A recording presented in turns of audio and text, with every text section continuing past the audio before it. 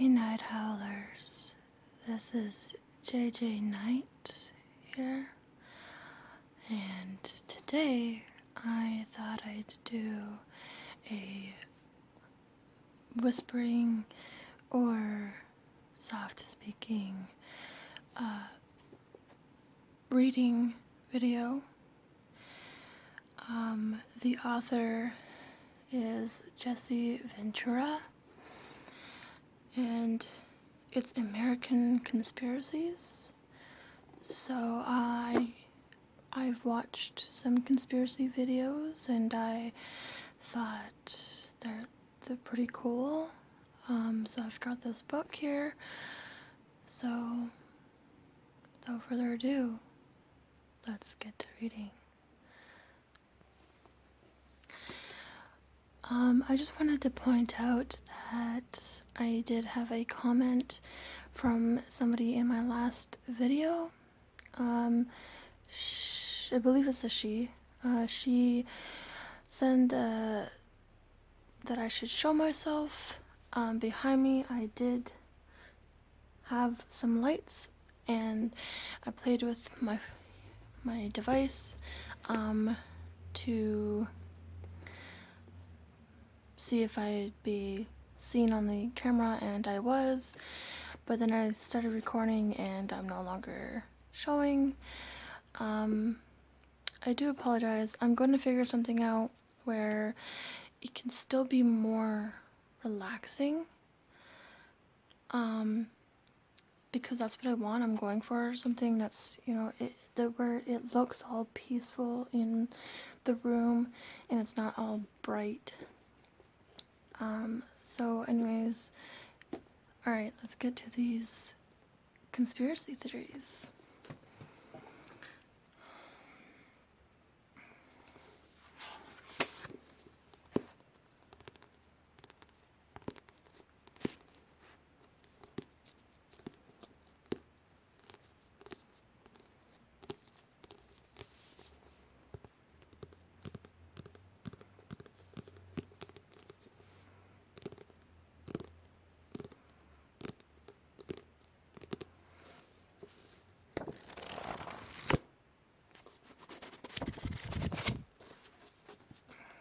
Okay.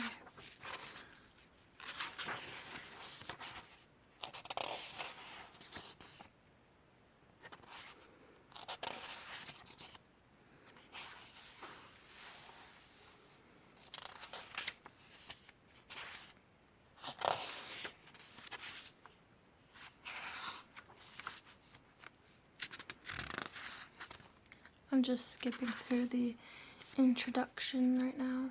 I don't want to read the introduction. Alright, here we are. Chapter 1.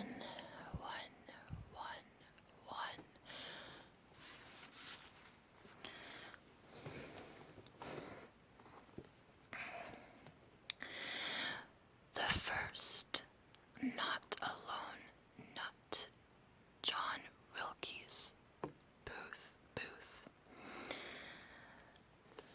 The incident.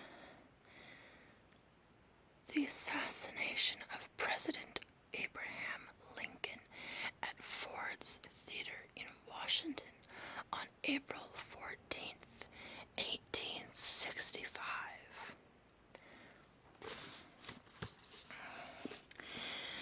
The official word.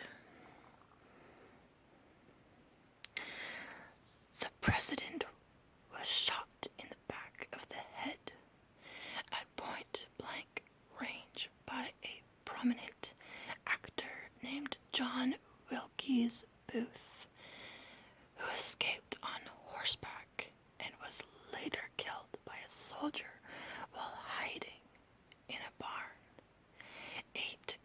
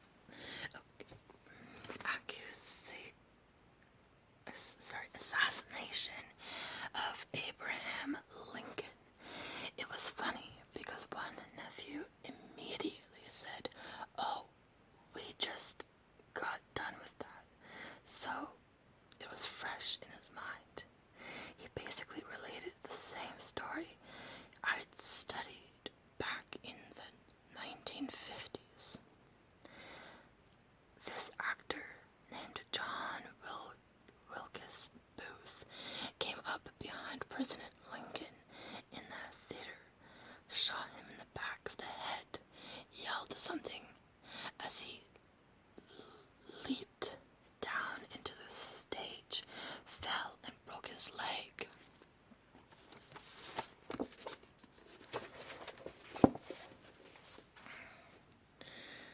Where was I here? He then snuck away, and they tracked him down later and set the barn on fire where he was hiding. Then shot and killed him. That was the extent of it.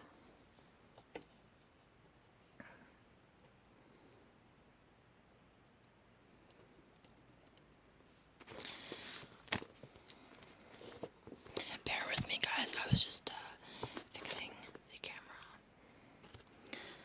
And I don't edit my videos. I will not yet anyways. Okay. Well, after doing the research for this book, I knew differently.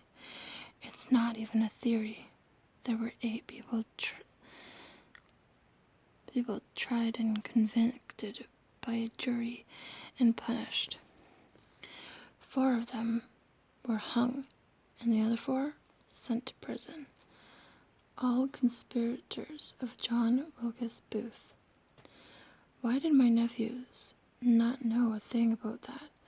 Why is that eliminated from what's being taught, along with the fact that the plotters had also targeted the Vice President and Secretary of State on the same night that Lincoln was killed? Here was a classic case of a conspiracy going through the court system, yet my nephews today, just as I was earlier, are led to believe that Booth was a lone assassin who had no cohorts. It was just the action of a lone nut. Our history textbooks and our schools are averse to telling the whole story. In the back of my mind, this raises the issue. Is the Lincoln assassination a setup to where that becomes the norm of our way of thinking?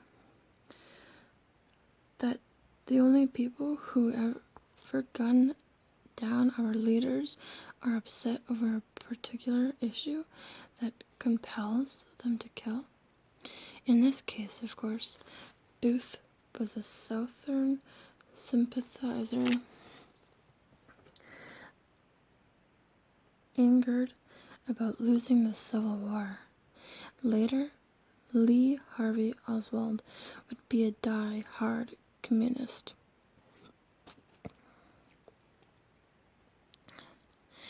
James Earl Ray, a jailbird racist, and Sirhan Bishara Sirhan, a fanatic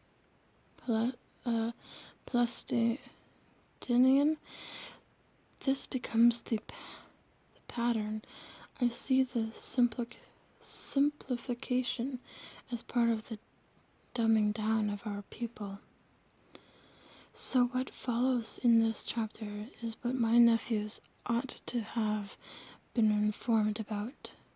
First, how far-reaching the Lincoln conspiracy really was remains unknown to this day.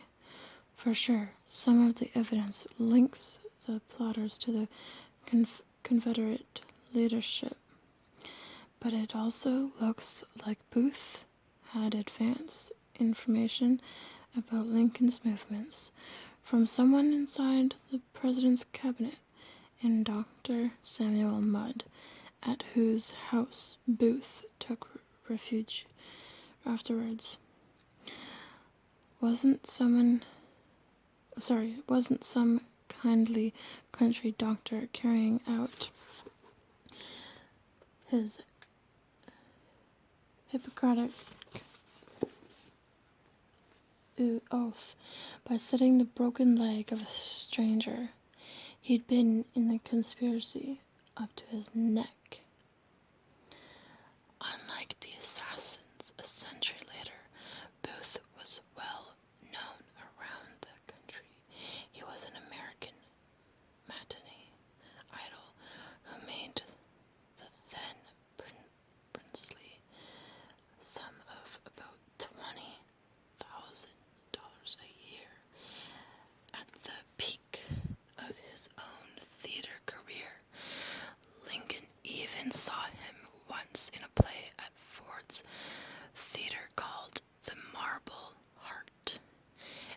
so impressed, he asked to meet Booth backstage.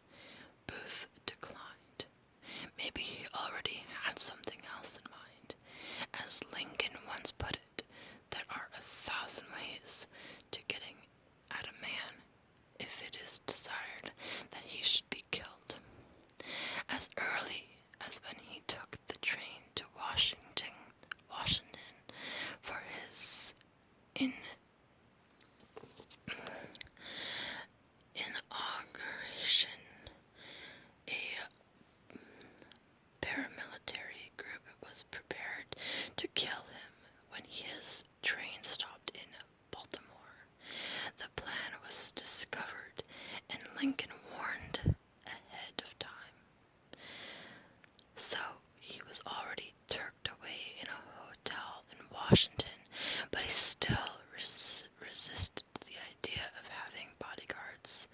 The next plot we know about involved biological warfare. If I could speak today.